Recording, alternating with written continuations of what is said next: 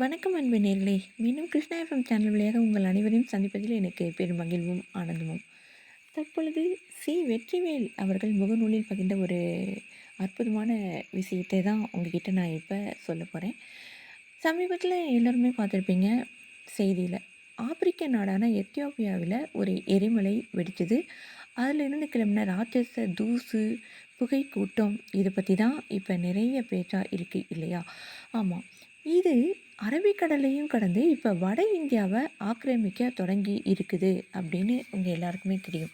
ஆனா, இதனால குஜராத், மகாராஷ்டிரா, மத்திய பிரதேசம் மாதிரியான மாநிலங்கள்ல சுற்றுச்சூழல் பாதிப்புகள் ஏற்படலாம் அப்படின்னு வந்துட்டு சொல்லியிருந்தாங்க. முக்கியமா காற்று மாசுபாடு அதிகரிக்கலாம் அப்படிங்கிறது தான் இந்த எரிமலை வெடிச்சதோட ஒரு விளைவு அப்படின்னு சொல்லலாம். இது தொடர்பா இன்னும் அமில மழை கூட பெய்யலாம் அப்படின்னு வானிலை ஆய்வாளர்கள் எச்சரிச்சு இருந்தாங்க. ஒரு எரிமலை எங்கேயோ ஆப்பிரிக்காவுல வெடிச்சா, அதோட தாக்கம் இந்தியா வரைக்கும் வருமா? அப்படின்னு நீங்க ஆச்சரியமா கேட்குறது இங்க எனக்கு கேட்குது. ஆனா, இயற்கை எவ்வளவு பிரம்மாண்டமானது அப்படிங்கிறத நாம முதல்ல புரிஞ்சுக்கணும். அதில நம்ம எவ்வளவு சிறியவங்க அப்படிங்கிறதுக்கு வரலாறு பல தடவ பாடம் எடுத்திருக்கு. இன்னைக்கு எத்தியோப்பியா எரிமலை புகை ஒரு சிறிய அச்சுறுத்தலா தெரியலாம். ஆனா, சரியா 209 வருஷங்களுக்கு முன்னாடி இதே மாதிரி ஒரு எரிமலை வெடிப்பு இந்த உலகத்தையே புரட்டி போட்டுச்சு. அதுவும் 2 வருஷங்களுக்கு இருட்டுல தள்ளுனுச்சு அப்படின்னு சொன்னா நீங்க நம்புவீங்களா? அது வெறும் இருட்டு மட்டும் தானா அப்படின்னு கேட்டிங்கன்னா, அது மட்டும் இல்ல. அது பசி, பஞ்சம், நோய் ஏன் உலக வரைபடத்தையே மாற்றி அமைச்ச ஒரு மாபெரும் வரலாற்று நிகழ்வு அப்படின்னு சொல்லலாங்க. அத பத்தி தான் இன்னைக்கு நாம விரிவா பார்க்க போறோம். அந்த கருப்பு ஆண்டு எது தெரியுமா? 1815 தம்போரா விழித்துக் கொண்டபோது அப்படின்னு அருமையா வந்துட்டு அந்த எரிமலை வெடிப்பை பத்தி எழுதியிருக்காங்க. இந்தோனேசியா தீவு கூட்டத்தில சும்பாவா அப்படின்னு ஒரு தீவு இருக்கு. அங்க இருந்த ஒரு பிரம்மாண்டமான எரிமலை தான் தம்போரா. பல நூற்றாண்டுகளா தூங்கிட்டே இருந்த அந்த அரக்கன் ஏப்ரல் 1815ல விழித்துக் கொண்டான். அதுவரைக்கும் மனிதகுல வரலாறு பதிவு செஞ்சதுல மிகப்பெரிய எரிமலை வெடிப்பு அதுதான். அப்படின்னா ஆச்சரியமா இருக்குல்ல. ஏப்ரல் 5ஆம் தேதி சின்னதா ஆரம்பிச்ச வெடிப்பு, ஏப்ரல் 10ஆம் தேதி உச்சகட்டத்தை அடைஞ்சது. அந்த வெடிப்போட சத்தம் எவ்வளவு பயங்கரமா இருந்துச்சு அப்படின்னா, சுமார் 2600 கிலோமீட்டர் தள்ளி இருந்த இடங்கள்ல கூட ஏதோ பீரங்கி வெடிக்கிற மாதிரியான சத்தம் கேட்டுச்சாங்க.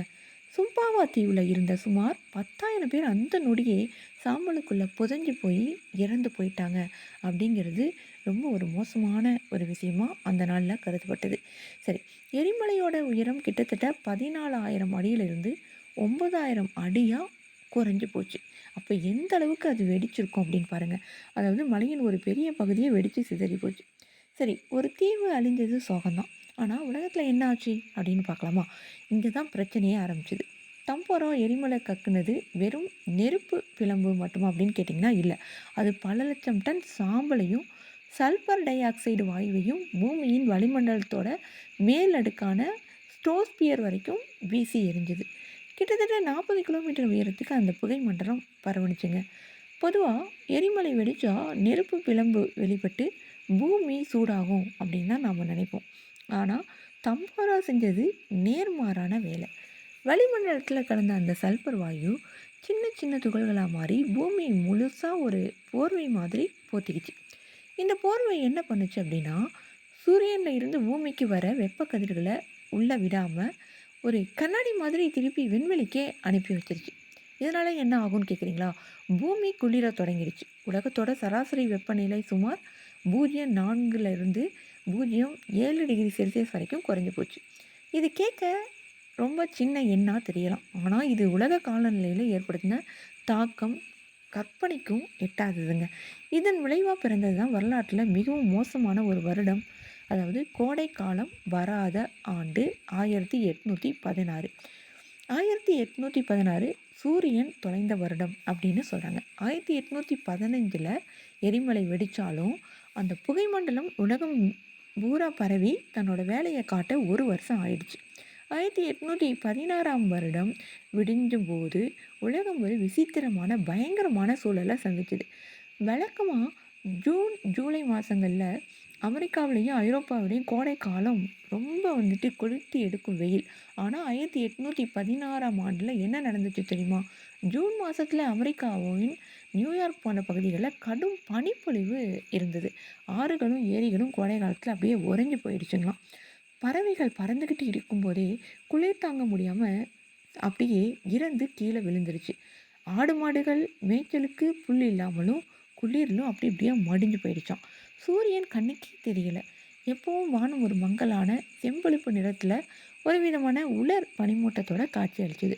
காலநிலை மாறினா முதல்ல பாதிக்கப்படுறது விவசாயம்தான். பயிர்கள் எல்லாம் வளர்கிற பருவத்தில் உறைபனியால் அப்படியே கருகி போயிடுச்சு.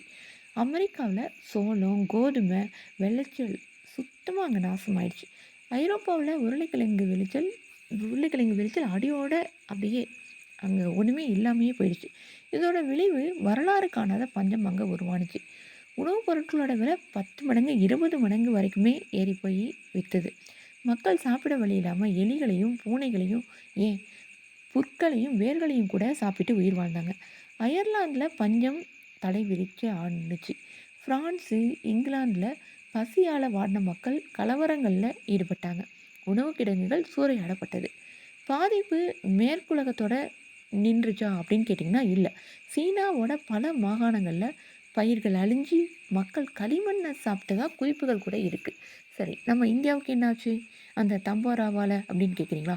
தம்போராவின் தாக்கம் இந்தியாவையும் விட்டு வைக்கல.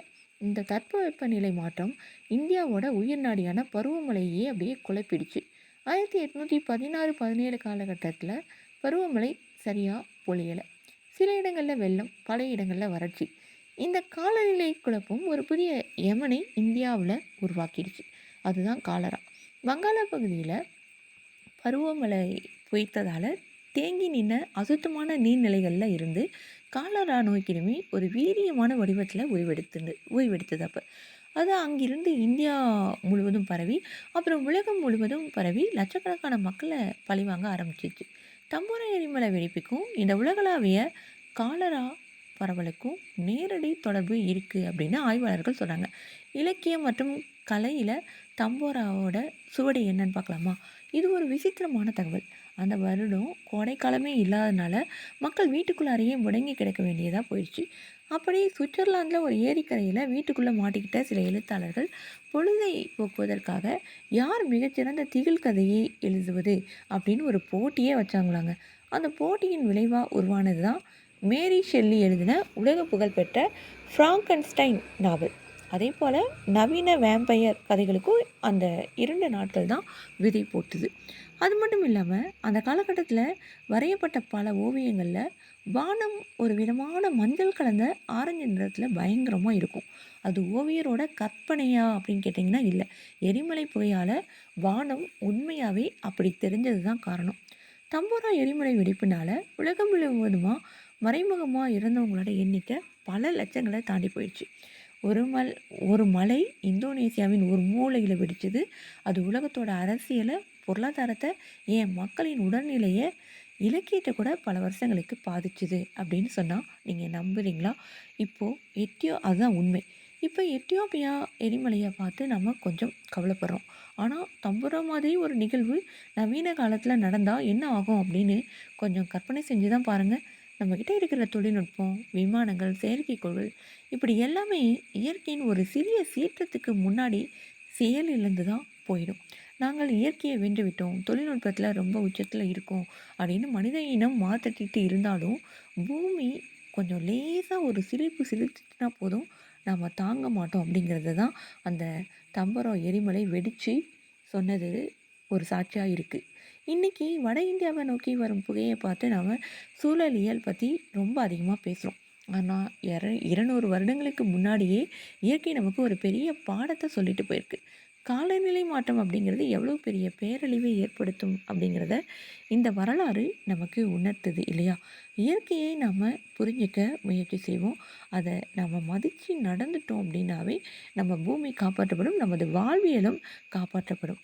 இந்த தகவல் உங்களுக்கெல்லாம் புதுசாக இருக்குது அப்படின்னா கண்டிப்பாக நீங்கள் இந்த தகவலை நீங்கள் பகிர்ந்துக்குங்க அப்படின்னு சொல்லிக்கொண்டு, இந்த அற்புதமான இந்த எரிமலை பற்றிய தகவலை பகிர்ந்திருந்தால் ஸ்ரீ வெற்றிவேல் சாலையக்குறிச்சியிலிருந்து ரொம்ப சுவாரஸ்யமான தகவலாக இருந்தது மட்டும் இல்லாமல் இது உண்மையான ஒரு விஷயமும் கூட. ரொம்ப ஆச்சரியமாக இருக்குல்ல. ஆம், இயற்கை, இந்த பிரபஞ்சம் எல்லாமே வித்தியாசமானது தான். அதை நாம் புரிஞ்சுக்கிட்டு அதனோட ஒட்டி வாழ முயற்சி செஞ்சோம்னா நாமளும் நிம்மதியாக வாழலாம், அந்த இயற்கையும் நிம்மதியாக நம்மளை வாழ விடும் அப்படிங்கிறது தான் இந்த இயற்கை சீற்றங்கள்லேருந்து நாம் புரிஞ்சுக்கிட்ட ஒரு விஷயங்க.